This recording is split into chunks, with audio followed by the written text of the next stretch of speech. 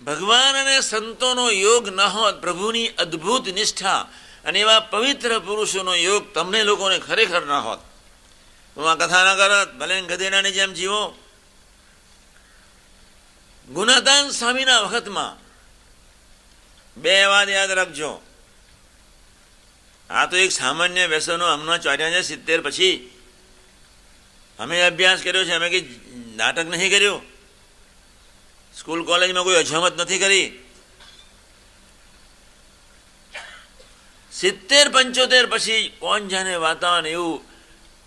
ને અમેરિકામાં તો કેવું, નથી બિચારાને મંદિરની ખબર, નથી એને શાસ્ત્રોની ખબર, નથી કોઈ સારા માણસોની ખબર, એ લોકોને તો કાંઈ ખબર નહીં. એટલે દર 6 મહિને એ લોકોની સિસ્ટમ બદલે, દર 6 મહિને સિસ્ટમ બદલે, કંઈક માઇન્ડને ફ્રેશ રાખવા માટે. શરૂઆતમાં પેલા ચોટલા રાખ્યા, અત્યારે અમે જઈને આવ્યા અમેરિકા, આટલું બધું જ લીસ, આમ જે આટલી ટોપી જ, આ બધું જ નીચે અસ્ત્રો જ હોય. અસ્ત્રામ પછી ચોટલી થેટ મોટો ચોટલા જેટલું હોય નીચે. મારી ગાડીમાં તો એક જણ છોકરો ડ્રાઇવિંગ કરે, મને તો ખબર નહીં, અને થેટ ચોટલો એટલો મોટો. મેં ઉભો રહે, છોકરી તો નહીં. એક વાર હું ઠંડો થઈ ગયો, પછી એને ધારીને 2 વખત જોયો. મેં કહું આ છોકરો છે કે છોકરી? પછી એના અંબોડા પર હાથ મૂકીને કહ્યું, મેં કહું ભાઈ સાહેબ, મને હાર્ટ એટેક આવશે, તું દવાખાનામાં ગાડી લઈ લે. આ તારો ચોટલો જોઈ.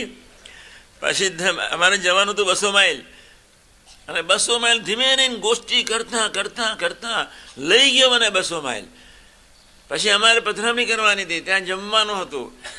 પછી 2-3 કલાક પછી આરામ કરીને બીજા ટાઉનમાં જવાનું હતું. મેં કહ્યું તને ખબર છે કે આ આંબોળો સાથે રાખવાનો આ શેઠ લબડાઈ દીધું? પુરુષ અને સ્ત્રીમાં કોઈ ફેર ખરા? તને ખબર ન પડે એટલે સમજાવું. પછી 10 મિનિટ વાત કરી. પછી એને એમ થયું કે આ સ્વામીજીને ગમતું નથી ને આ સ્વામીજીની વાત સાયન્ટિફિકલી બી સારી છે. તે જેસો ને બપોર જઈને પાછો કઢાયો. હા, હવે હું જીવતો રહીશ.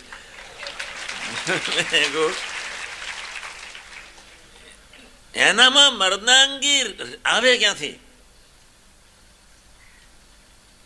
ચોટલા રાખવા છે મેં, ચોટલા. એ શું ધરવાના છે?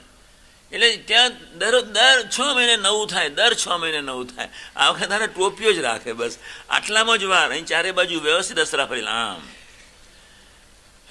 મેં પેલાને કહ્યું, મેં કહ્યું અમેરિકામાં આવું જ ચાલે, કે બધું આવું જ ચાલે. હવે 6 મહિના પછી ફરી આવશો એટલે નવું તૃતીય નવું દેખાશે.